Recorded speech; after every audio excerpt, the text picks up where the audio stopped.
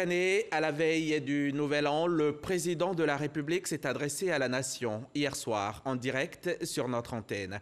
À cette occasion, le chef de l'État fait le bilan de l'année 2020 avant de dresser les défis et les enjeux pour la poursuite du développement de la Côte d'Ivoire. De la crise sanitaire au dialogue politique qui a repris, en passant par la transformation structurelle de l'économie, le président Alassane Ouattara a tout passé en revue.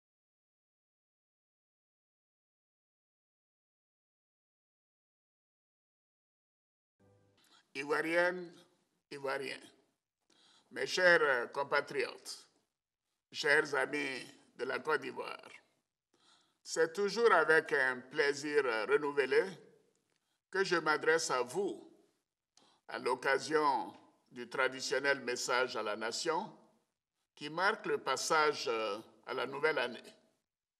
C'est aussi l'occasion de faire le bilan de l'année écoulée et de partager avec vous les défis et les enjeux pour la poursuite du développement socio-économique de notre beau pays.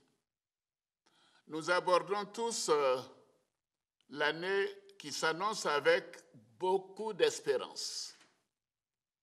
Mes chers compatriotes, l'année 2020 qui s'écoule a été difficile. La crise sanitaire liée à la pandémie de Covid-19 continue de secouer le monde entier.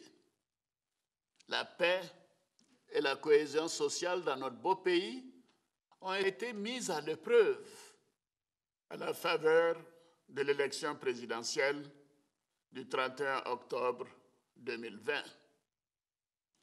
Les violences consécutives à l'appel à la désobéissance civile de certains partis de l'opposition se sont hélas soldées par des pertes en vie humaine, des blessés et des dégâts matériels importants.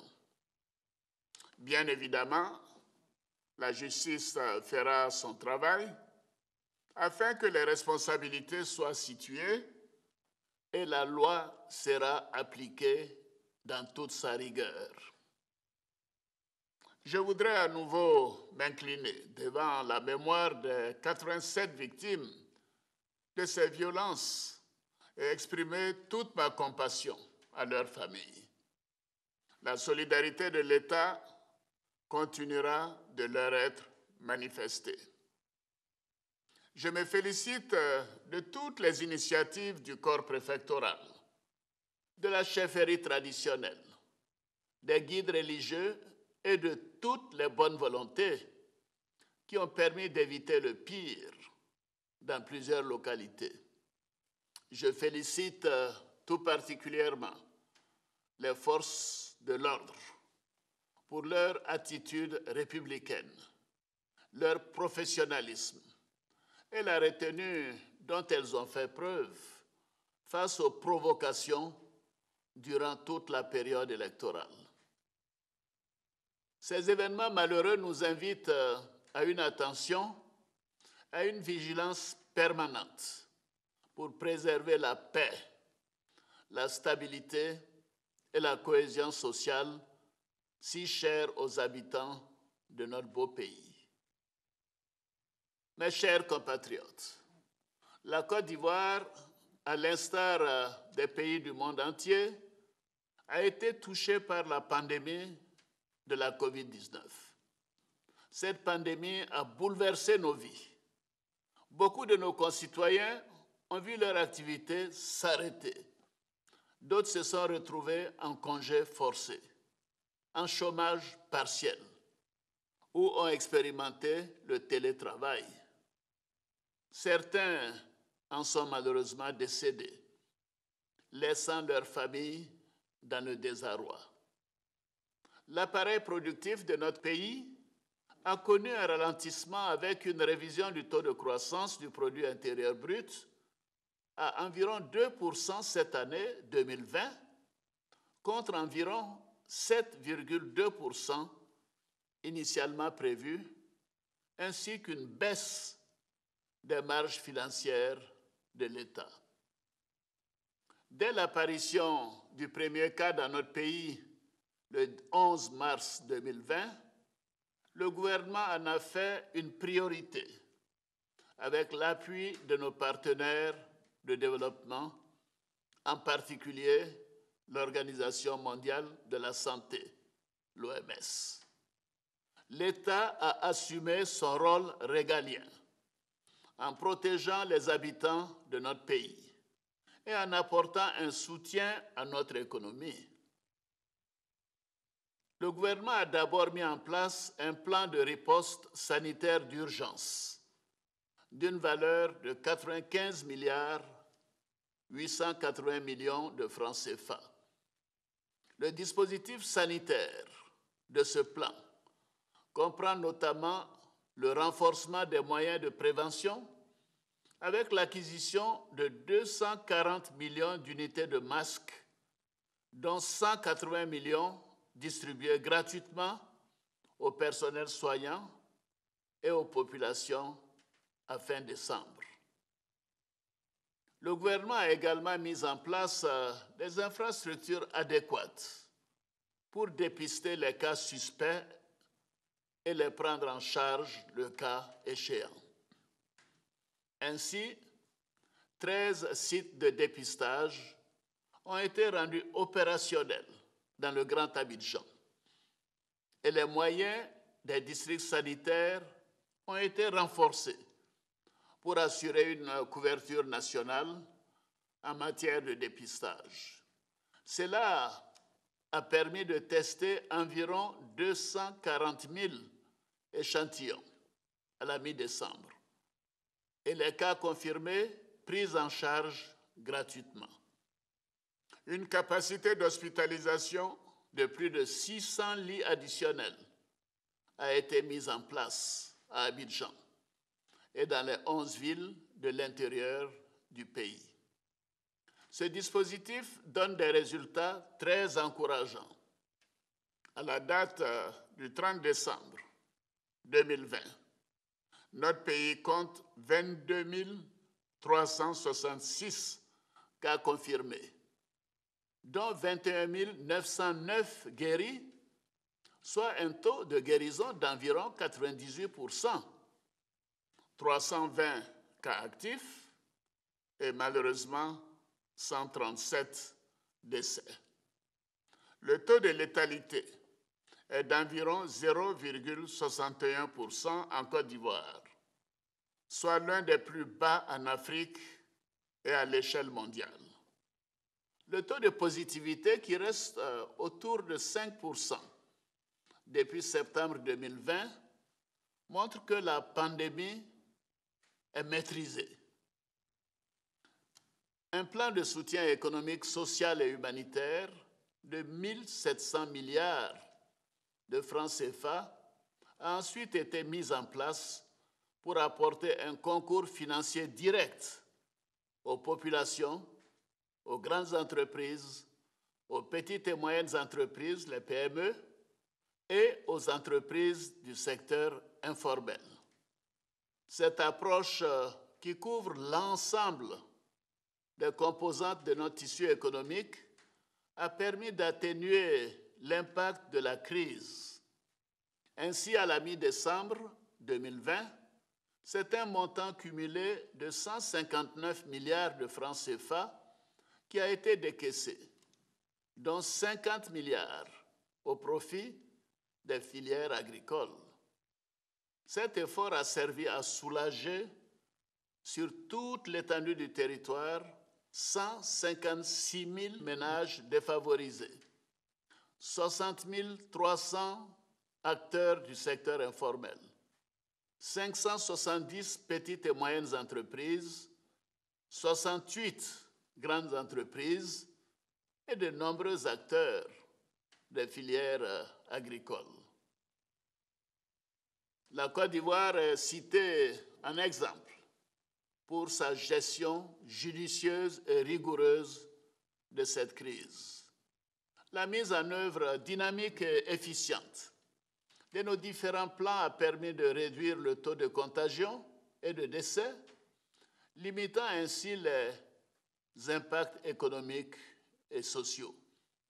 Ainsi, l'État de Côte d'Ivoire a répondu avec responsabilité afin de contenir la pandémie et d'en juguler les effets sur nos populations et notre économie. Nous sommes restés aux côtés de chaque habitant de notre beau pays.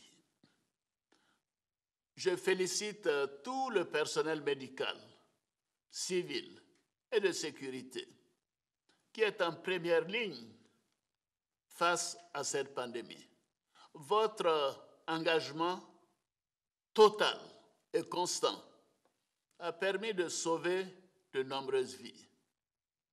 J'invite cependant l'ensemble des populations à maintenir une vigilance à tous les niveaux et à continuer de respecter les mesures barrières, notamment le lavage régulier des mains, le port obligatoire du masque dans les lieux publics et les transports en commun, et la distanciation physique. En effet, l'on note à travers le monde, notamment dans la sous-région, une recrudescence de la pandémie due à une deuxième vague de contamination depuis le début du mois de novembre 2020. C'est pourquoi, dans la poursuite de nos efforts pour lutter contre cette pandémie, le Conseil des ministres a décidé de la vaccination à titre gracieux du personnel en première ligne dans la lutte contre cette maladie, à savoir le personnel de la santé, les forces de défense et de sécurité et les enseignants.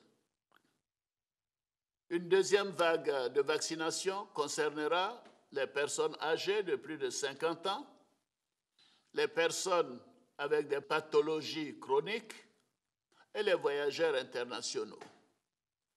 Ce sont environ 5 millions de personnes, soit 20% de la population ivoirienne, qui sont ciblées par cette vaccination prévue pour débuter en avril 2021. Cette crise nous interpelle aussi sur la nécessité d'intensifier notre programme de développement de notre système de santé. L'accent sera notamment mis sur la généralisation de la couverture maladie universelle, la mise en place de plateaux techniques de haut niveau, l'amélioration de la qualité des prestations, ainsi que la simplification et une rigueur accrue dans la gestion financière des hôpitaux. Ivoiriennes, Ivoiriens, mes chers compatriotes, malgré ce contexte particulièrement difficile, la Côte d'Ivoire est restée l'une des économies les plus performantes à l'échelle mondiale. En effet, au moment où la plupart des grandes économies seront en récession en 2020 en raison de la pandémie de COVID-19, le taux de croissance de l'économie ivoirienne est évalué à environ 2%. la bonne tenue de notre cadre macroéconomique et la gestion rigoureuse de nos finances publiques nous ont permis de maintenir la confiance de nos partenaires au développement et des marchés financiers internationaux qui ont continué d'investir dans notre pays. L'État a poursuivi la transformation structurelle de l'économie, notamment par la diversification de l'appareil productif industriel, l'amélioration du taux de transformation des matières premières agricoles et l'accroissement de la production minière.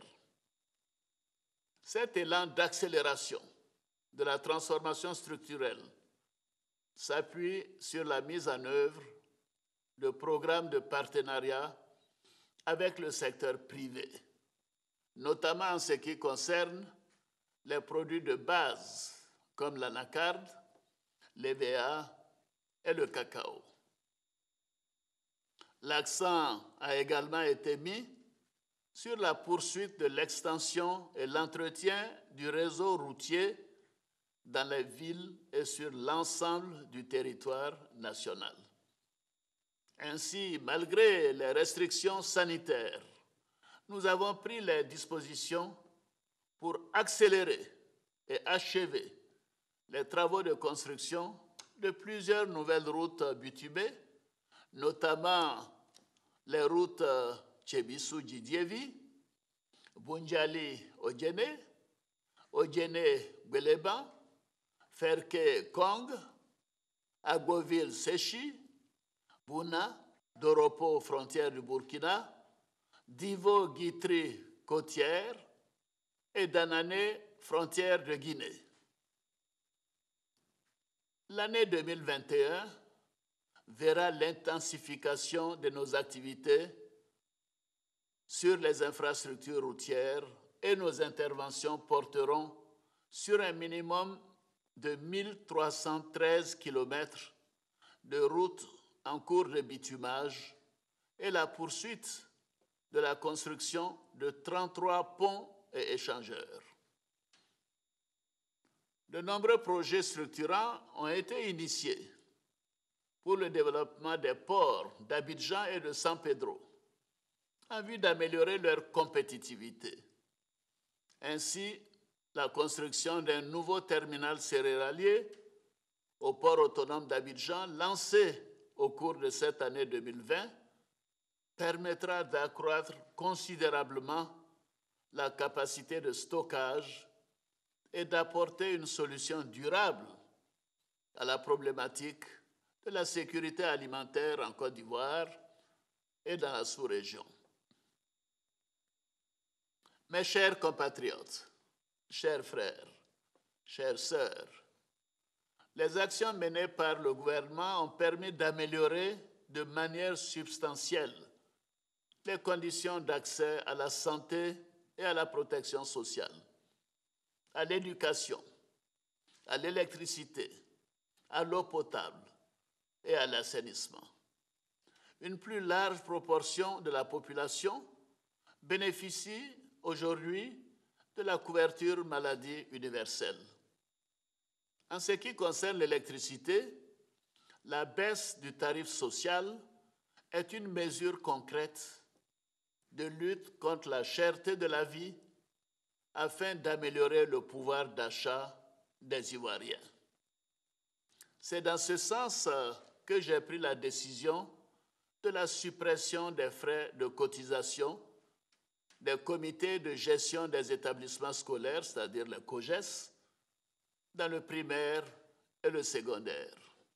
Ainsi, à compter de janvier 2021, les frais COGES seront pris en charge par le gouvernement et les collectivités locales afin de soulager davantage les parents d'élèves et de favoriser un accès plus aisé et équitable à tous les enfants de Côte d'Ivoire. Le programme social du gouvernement se poursuivra tout au long de l'année 2021 en mettant l'accent sur l'accroissement des opportunités d'emploi, la formation et l'insertion professionnelle des jeunes, ainsi que l'autonomisation des femmes. Nos efforts au cours de ces dernières années ont permis d'inverser la courbe de la pauvreté en la faisant passer d'environ 55% en 2011 à 39,4% en 2018. Ce taux devrait continuer de baisser pour se situer aux environs de 35% en 2020. De même, le revenu par habitant dans notre pays a presque doublé, passant de 1 213 $ US en 2010 à environ 2 286 $ US en 2019, soit le niveau le plus élevé des pays de la CEDEAO. Nous avons obtenu ces résultats grâce aux efforts de toutes les forces vives de la nation. Je tiens à féliciter chacune et chacun d'entre vous. Nous venons de loin.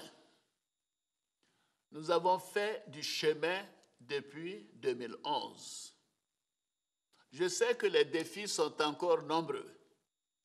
C'est pourquoi nous voulons aller encore plus loin et plus vite pour des lendemains meilleurs pour chaque Ivoirienne et chaque Ivoirien. Mes chers compatriotes, le 31 octobre dernier, vous m'avez renouvelé avec une large majorité votre confiance à la tête de notre chère Côte d'Ivoire pour les 5 ans à venir. Avec un taux de participation au scrutin de 53,9%, vous avez démontré votre maturité démocratique et votre respect de la Constitution. Je voudrais, à ce stade de mon propos, rendre un hommage mérité à tous ceux qui ont contribué à l'effectivité de ces élections. J'ai notamment une pensée pieuse pour feu le Premier ministre Amadou Gon Coulibaly et feu le ministre de l'Administration du Territoire et de la décentralisation, Sidiki Diakité, qui ont tous deux été des artisans en première ligne dans l'organisation de ces élections. Je voudrais réaffirmer mon engagement à créer les conditions pour la mise en œuvre réussie de notre ambitieux programme de développement intitulé « Une Côte d'Ivoire solidaire » qui place chaque Ivoirienne et chaque Ivoirien au cœur de l'action de l'État. Au cours de ce nouveau mandat, la priorité sera donnée à la consolidation du triptyque paix, sécurité, cohésion, à travers le renforcement de nos institutions, de la justice, de la réconciliation nationale et la culture du vivre ensemble. J'attache du prix au dialogue. C'est l'un des héritages les plus précieux que nous a légué le père de la nation ivoirienne, le président Félix Houphouët-Boigny, à qui je voudrais à nouveau rendre hommage. Afin de consolider la cohésion nationale et la réconciliation politique, j'ai nommé un jeune issu du PDCI-RDA comme ministre en charge de la réconciliation nationale. J'ai aussi instruit le Premier ministre Ahmed Bakayoko de relancer le dialogue politique avec l'opposition et la société civile. Les discussions se sont déroulées du 21 au 29 décembre dernier en vue de la préparation des prochaines élections législatives qui doivent avoir lieu impérativement au mois de mars 2021.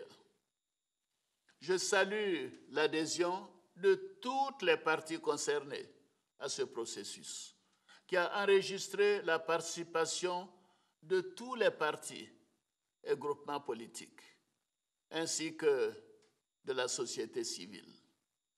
Je me félicite de la qualité de ce dialogue inclusif et des points de convergence qui se sont dégagés, notamment en ce qui concerne la composition et le bureau des commissions électorales locales, ainsi que les recommandations pour l'apaisement de l'environnement politique.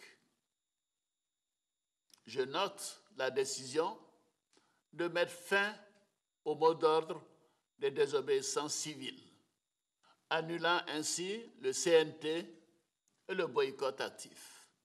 Je me réjouis de la mise en liberté sous contrôle judiciaire de certains inculpés détenus à titre préventif dans le cadre des procédures judiciaires ouvertes pour complot et atteinte à l'autorité de l'État commis à l'occasion de l'élection présidentielle du 31 octobre 2020. J'ai procédé également à la signature d'un décret accordant une grâce collective à environ 2000 de nos concitoyens condamnés pour des infractions mineures. Mes chers compatriotes, je suis confiant qu'avec l'implication de tous, ce grand chantier de la réconciliation sera conduit avec succès. Pour ma part, je ne ménagerai aucun effort pour garantir la paix et la stabilité à nos concitoyens. Nous devons continuer sans relâche à rassembler toutes les filles et tous les fils de notre beau pays, à intensifier toutes nos actions en faveur du pardon et de la concorde nationale, dans la justice et le respect des droits et devoirs de chacun. Nous devons poursuivre nos efforts en matière de réforme et de gestion pour que la dynamique économique et sociale entamée puisse avoir plus d'impact sur le quotidien de nos concitoyens. Dans ce contexte, je veillerai au renforcement de la lutte contre la corruption et à la consolidation de la bonne gouvernance. Nous devons également accroître l'efficacité de l'administration dans l'exécution des programmes et des projets afin que la richesse nationale profite équitablement à toutes les populations de notre pays. Ivoiriennes, Ivoiriens, mes chers compatriotes, chers amis de la Côte d'Ivoire, la réussite de notre ambition pour notre pays passe par notre solidarité. C'est pourquoi nous devons multiplier les initiatives visant à rassembler toutes les filles et tous les fils de Côte d'Ivoire dans le dialogue et la responsabilité. Nous avons tous la responsabilité de préserver la paix, de bannir la violence et d'unir nos forces pour la construction d'une nation apaisée, une nation dans laquelle il fait bon vivre. Je crois fortement à notre capacité à offrir à chaque Ivoirienne et à chaque Ivoirien une vie meilleure. L'année 2021 sera à cet égard une excellente année. Je souhaite une bonne et heureuse année 2021 à chacune et à chacun d'entre vous. Vive la République, vive la Côte d'Ivoire, que Dieu bénisse notre beau pays.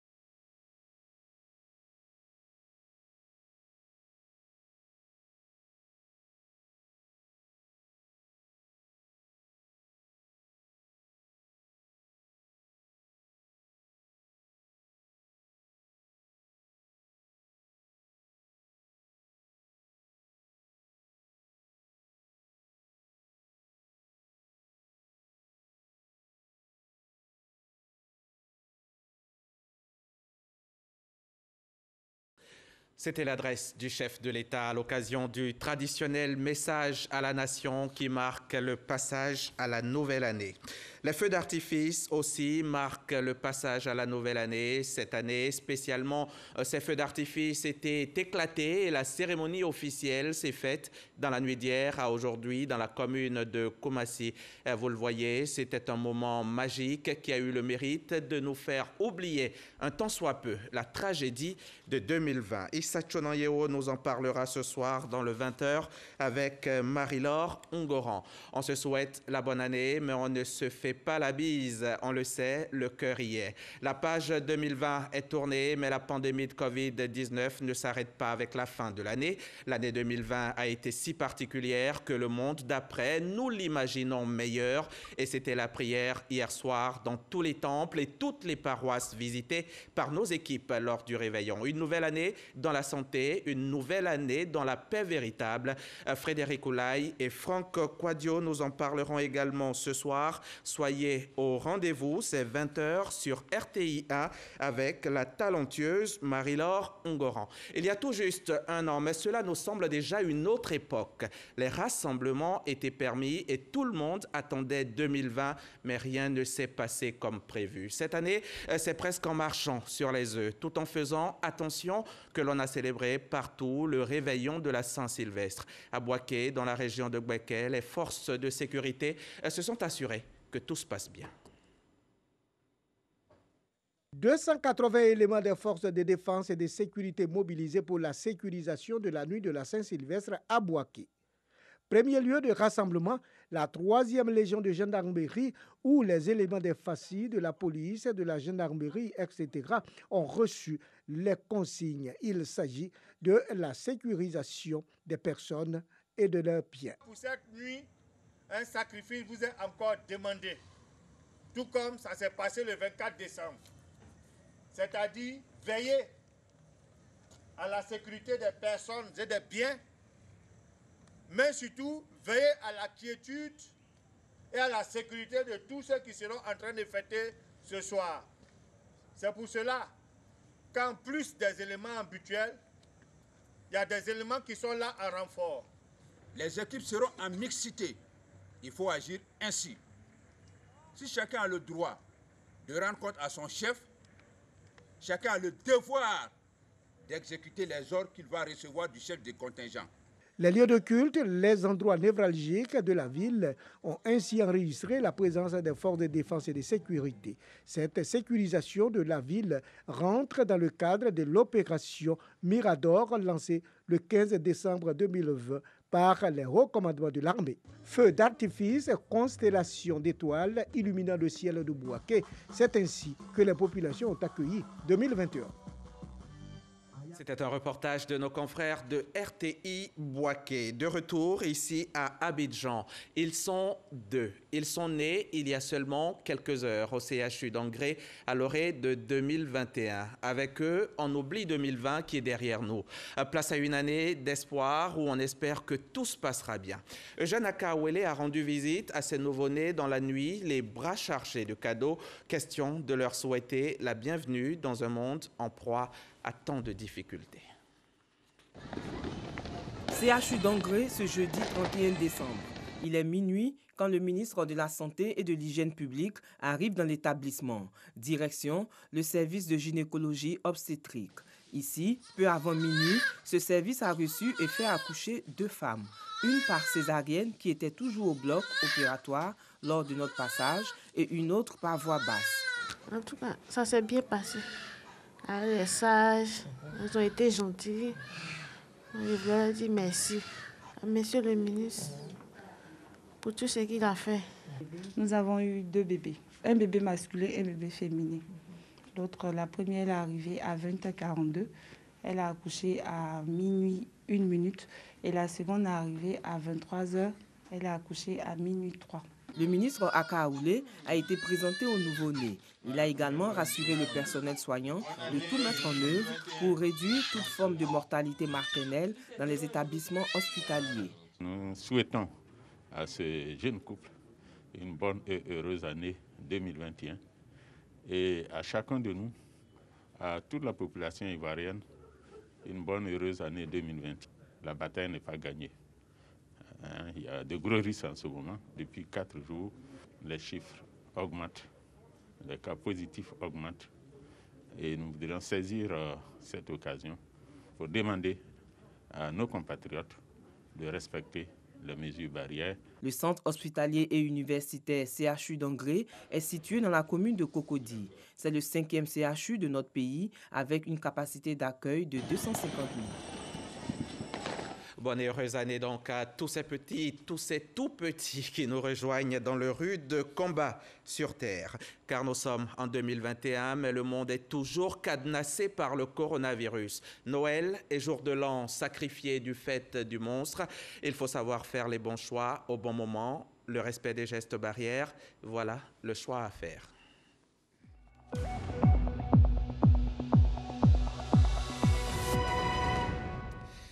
L'année s'achève donc au moment où le monde est prisonnier du coronavirus. Ici en Côte d'Ivoire, alors qu'on le croyait en perte de vitesse, le virus ressurgit et bombe à nouveau le torse. 124 nouvelles infections rien que pour la seule journée d'hier. Nous sommes à ce jour à 22 490 cas de contamination pour 137 vies emportées. À l'échelle du monde, c'est 83 500 000 personnes qui ont été touchées par la pandémie et 1 800 000 en sont mortes à ce jour. L'espoir est permis, c'est vrai, 2021 pourrait être meilleur, mais seulement si nous appliquons les gestes qui sauvent. En Chine, une étude sérologique gouvernementale révèle que 4,43% des habitants de Wuhan ont été contaminés au mois d'avril, soit au lendemain du pic de la crise sanitaire. Rapporté à la population totale de la mégapole, cela représente plus de 480 000 habitants du berceau de l'épidémie qui ont été contaminés. Ces chiffres sont 10 fois supérieurs au bilan officiel annoncé par les autorités chinoises qui faisaient état de quelques 50 000 contaminations à Wuhan. Ce 1er janvier 2021 est aussi une date symbolique qui restera gravée dans l'histoire de l'intégration africaine. La ZLECAf, la zone de libre-échange continentale africaine, entre officiellement en vigueur ce vendredi. Ratifié jusqu'à présent par 34 pays, le traité est censé instaurer la plus vaste zone de libre-échange au monde avec 1,2 milliard de personnes potentiellement concernées. L'idée étant d'accroître le commerce intra-africain et d'y développer les richesses. La ZLECA prévoit d'ici 15 ans au maximum la suppression de 90% des taxes douanières sur les biens et les services. Et nous allons refermer ce journal au Royaume-Uni qui coupe définitivement les ponts avec l'Union européenne ce vendredi 1er janvier après 4 ans et demi d'une saga compliquée. Cet épilogue ouvre un nouveau chapitre de l'histoire du pays confronté à la crise sanitaire de Covid-19. Les Britanniques restent toujours aussi partagés sur le Brexit. Si les Brexiteurs se félicitent de retrouver leur souveraineté, les Remainers, eux, expriment leur tristesse. Ici à la RTI, c'est plutôt dans la joie que nous nous employons à vous offrir un journal de qualité. même le jour de l'an. Merci à tous ceux qui sont avec moi ici aujourd'hui. Ils sont une bonne vingtaine, de la rédaction, de la technique, de la régie finale, du maquillage. Très bonne année 2021 à chacun de vous. Très belle année à vous aussi qui nous suivez, tout en vous remerciant de la confiance et la fidélité renouvelée à la première chaîne audiovisuelle du pays. On n'oublie pas, le coronavirus rôde toujours, on ne se fait pas la bise et on se lave très bien les mains.